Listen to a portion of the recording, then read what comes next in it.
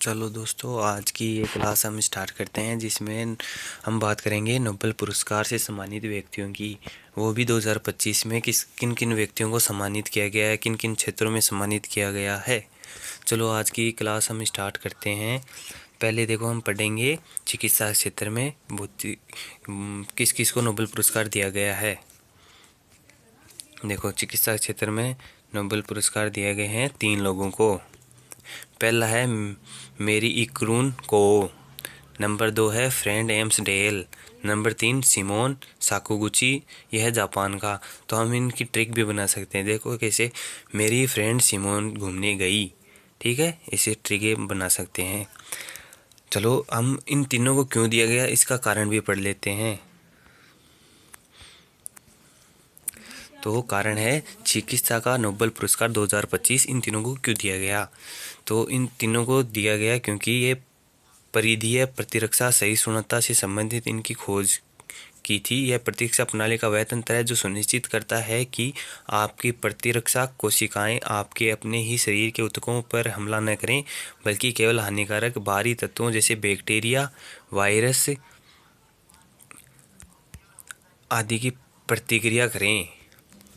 तो आपको समझ आया होगा कि यह प्रतिरक्षा प्रणाली से संबंधित कोई नियम दिया जिससे इनको नोबेल पुरस्कार दिया गया।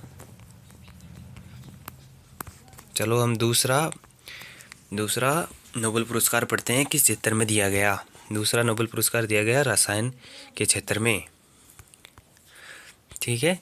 किन 3 लोगों को दिया गया? सुसुमु कितानावा जापान का है, Umar M Pagi USA America का है, रिचर्ड रॉकसन ऑस्ट्रेलिया का है। इन तीनों को रसायन विज्ञान के क्षेत्र में नोबेल पुरस्कार दिया गया। अब इनका कारण भी पढ़ लेते हैं कि किस कारण से दिया गया। चलो, रसायन विज्ञान के क्षेत्र में नोबेल पुरस्कार 3 लोगों को दिया गया। इन तीनों को दिया गया है, किस कारण से दिया गया है ये आगे पढ़ेंगे। इन्होंने धातु कार्बनिक मेन फ्रेमवर्क के लिए दिया गया। अब ये क्या है ये हम नीचे पढ़ेंगे। ऐसा आणविक निर्माण जिसमें बड़े बड़े छिद्र या कमरे होते हैं जिनके माध्यम से गैस और अन्य रसायन प्रवाहित हो सकते हैं। ये कारण था इन तीनों को रसायन विज्ञान के क्षेत्र में नोबेल पुरस्कार मिलने का, ठीक है। और तीसरा नोबेल पुरस्कार हम पढ़ेंगे भौतिकी विज्ञान के क्षेत्र में। ये भी 3 लोगों को दिया गया। तो पढ़ते हैं। Number 1 Michael H Devoret, number 2 John Clarke USA, John Martin USA. इन तीनों को दिया गया। आप इनको ट्रिक से भी बना सकते हैं याद रखने के लिए। ट्रिक हो सकती है Michael join my clerk friend Martin. ऐसे भौतिक क्षेत्र में आप याद रख सकते हैं। चलो, इन भौतिक क्षेत्र में इनको नोबेल पुरस्कार किस कारण दिया गया वो भी पढ़ लेते हैं साथ ही में। चलो, तो कारण है भौतिकी विज्ञान के लिए इन्होंने सामान्य दुनिया में अगर कोई गेंद एक दीवार से टकराती है और उसकी ऊर्जा कम है तो वह दीवार को पार नहीं कर सकती, मतलब उससे टकरा कर वह वहीं रह जाती है। लेकिन क्वांटम दुनिया में छोटे कण जैसे इलेक्ट्रॉन कभी कभी ऐसी दीवारों से भी पार हो जाते हैं भले ही उनके पास उतनी ऊर्जा न हो। इसे क्वांटम टनलिंग कहते हैं। देखो, क्वांटम टनलिंग की भी परिभाषा इसमें दी हुई है। चलो नीचे इसे क्वांटम टनलिंग के बारे में कुछ और बातें बताई हुई हैं, चलो वो पढ़ते हैं हम। आमतौर पर क्वांटम मैकेनिक्स के नियम बहुत छोटे कणों जैसे इलेक्ट्रॉन पर लागू होते हैं। ये इतने छोटे होते हैं कि सामान्य माइक्रोस्कोप से भी नहीं दिखते।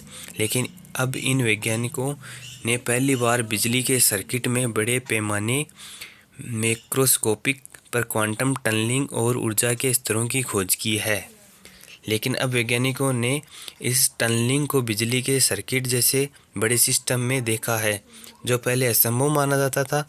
इसके साथ ही उन्होंने ऊर्जा के निश्चित स्तरों जैसे क्वांटीकरण को भी देखा। चलो दोस्तों, इसकी ये बात हो गई। अब हम साहित्य के क्षेत्र में नोबेल पुरस्कारों की बात करेंगे। साहित्य के क्षेत्र में सिर्फ नोबेल पुरस्कार एक व्यक्ति को दिया गया है और वो व्यक्ति है लास्ट जलो क्राजना और कोई। ये एक लेखक है, हंगेरियन लेखक है ये। चलो अब हम अर्थशास्त्र के क्षेत्र में नोबेल पुरस्कारों की बात करते हैं। ये तीन व्यक्तियों को दिया गया। Number 1 Peter Troller, Joel Mokyr, Philippe Aghion, इन तीनों को दिया गया। चलो हमें अर्थशास्त्र के क्षेत्र में इनको क्यों मिला इसके बारे में जानकारी कर लेते हैं। यह पुरस्कार इनकी गहन और दूरदर्शी साहित्य कृतियाँ जो मानव के अस्तित्व और उनके संघर्षों और दुनिया के संकटों के बीच की कला की ताकत को दर्शाता है, इस कारण से इनको दिया गया। चलो हम नोबेल पुरस्कार से अब शांति के क्षेत्र में नोबेल पुरस्कार की बात कर लेते हैं। तो ये अंडरलाइन नहीं किया है तो मैं अंडरलाइन कर देता हूँ, तो आपको सही समझ में आए। आप स्क्रीनशॉट ले सकते हैं, हाँ, और लाइक भी कर देना। सब्सक्राइब नहीं किया है तो सब्सक्राइब कर देना। चलो हम आगे बात करते हैं। शांति का नोबेल पुरस्कार सिर्फ एक व्यक्ति को, एक महिला को दिया गया है, मारिया कोरिना मचाडो। ये एक महिला है, इसको दिया गया है। अब इसका कारण भी हम पढ़ लेते हैं कि इनको क्यों दिया गया। इन्होंने वेनेजुएला में लोकतांत्रिक अधिकारों को बढ़ावा देने और तानाशाही से लोकतंत्र की और शांतिपूर्ण बदलाव लाने के लिए दिया गया। ठीक है,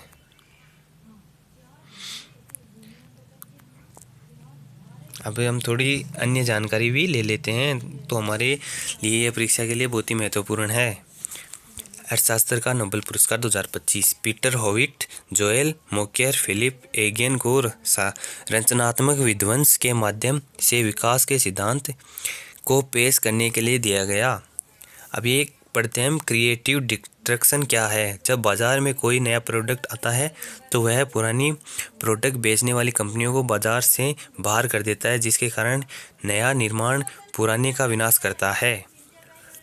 चलो फिलिप एशियन और पीटर हाविट का योगदान भी हम पढ़ लेते हैं, यह भी हमारे लिए बहुत महत्वपूर्ण है।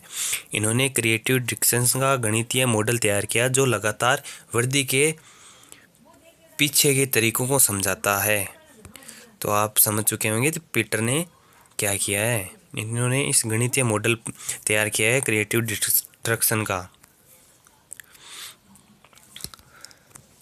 जोएल मोकेर का योगदान, उन्होंने बताया कि इनोवेशन को सफल होने के लिए जानना ज़रूरी है कि कोई चीज़ वैज्ञानिक रूप से क्यों काम करती है, न कि सिर्फ यह कि काम करती है। चलो आज की क्लास हमारी ये पूरी हो गई है और आपके लिए जल्दी ही नई क्लास